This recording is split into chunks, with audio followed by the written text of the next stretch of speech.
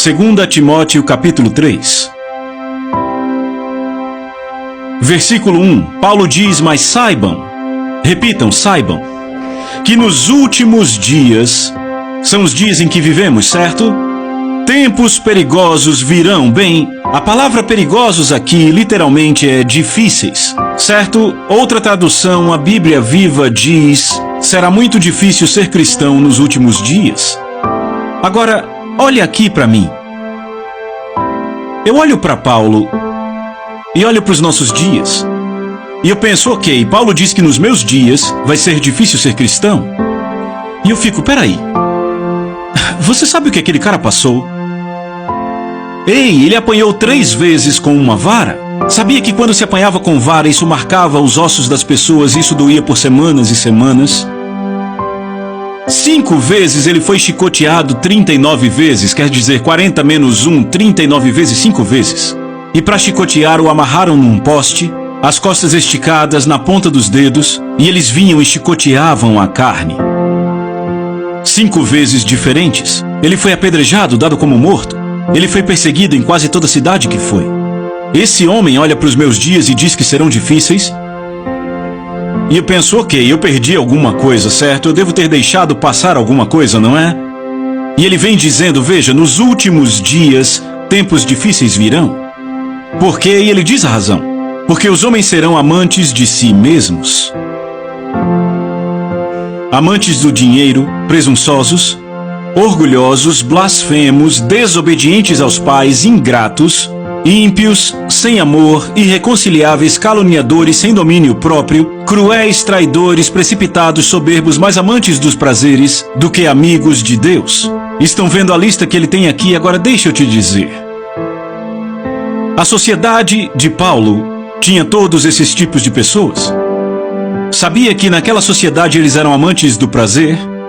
Eram cruéis, traidores, eram pessoas desobedientes aos pais. Então por que pegar a nossa geração, dizer que vai ser difícil e listar essas coisas? Por causa do verso 5, acompanhe. Diz, tendo aparência de piedade, mas negando o seu poder. Agora deixa eu ler na versão amplificada, que diz, embora eles tenham uma forma de verdadeira religião ou piedade, eles negam e rejeitam e são estranhos ao poder disto. A conduta deles nega a genuinidade da sua confissão. Ou seja, as pessoas confessam que são crentes nascidas de novo, mas elas têm tudo da palavra, mas amam a si mesmas, ao dinheiro, aos prazeres, amam mais o mundo do que a Deus, são ingratas, impiedosas e por isso negam o poder. Que poder? O poder da graça que muda nossa natureza.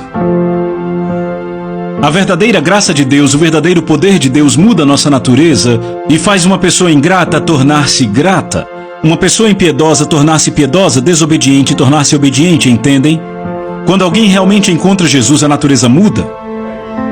Eu já visitei prisões de segurança máxima e eu tenho visto o comportamento cristão mais em assassinos condenados pelo resto da vida do que tenho visto em muitas pessoas na igreja.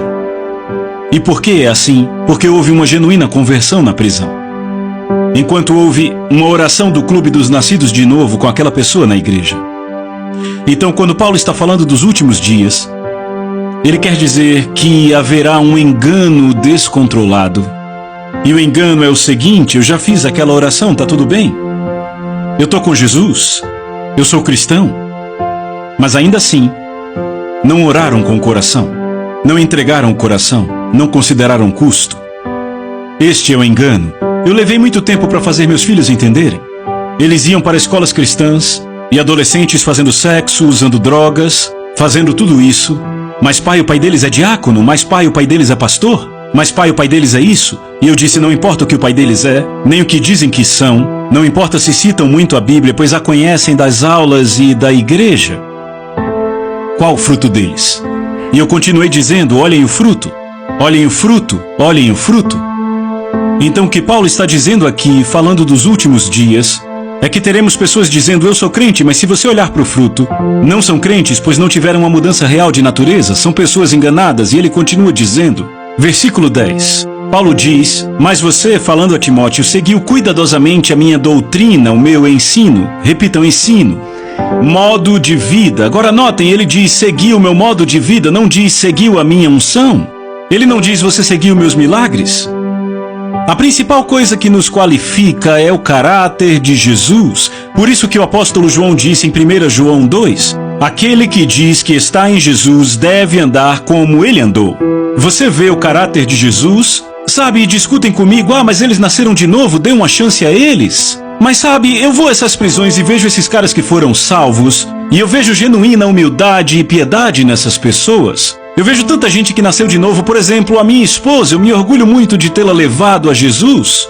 A minha esposa, eu posso mostrar uma foto de uma semana antes dela ser salva, e uma foto de um mês depois de ela ter aceito a Jesus, vocês não a reconheceriam? Houve uma mudança total naquela mulher. Eu não disse para ela parar de beber, e ela era quase alcoólatra, o pai dela é alcoólatra até hoje. Ela tinha uma vida inteira de alcoolismo. Eu não disse pare de beber, ela só parou. Quando ela aceitou a Jesus, o DNA mudou.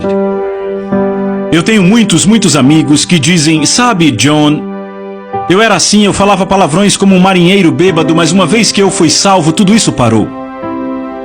Eu nem precisei fazer mais esforço, porque o DNA mudou, houve uma mudança do DNA espiritual. Certo, Paulo diz a Timóteo, mas você seguiu cuidadosamente a minha doutrina, modo de vida, meu propósito, fé, longanimidade, amor e perseverança. Minhas perseguições, veja o que ele está usando para se qualificar aqui. Não são milagres ou ministério. O que é? É o fruto do Espírito. Certo? É o caráter de Deus, estão vendo? Perseguições e aflições que ocorreram em Antioquia, Icônio e Listra. Quantas perseguições eu suportei, de todas elas o Senhor me livrou, sim. Todos os que desejam viver piedosamente em Cristo Jesus vão sofrer perseguição. É uma promessa. Eu digo que uma das provas de que você realmente está servindo a Jesus é ser perseguido. Se não estiver sendo perseguido, faça algumas perguntas. Porque Jesus disse quando o mundo te odiar, ele não disse se, ele disse quando o mundo te odiar. Saibam que ele também me odiou. Não é que as pessoas não queiram ficar perto de você, elas queriam ficar perto de Jesus, mas o que o mundo despreza é a quem você segue, a quem você se entrega, em quem você se espelha e como sua vida é vivida. Quando você vive num padrão mais alto, e de repente a sua santidade começa o quê? Começa a condená-los. E aí ele diz no verso 13, mas os homens maus e impostores, e sabemos o que é um homem mau, é um pecador por definição. Mas note que ele diz impostor, o que é um impostor? Alguém sabe o que é um impostor?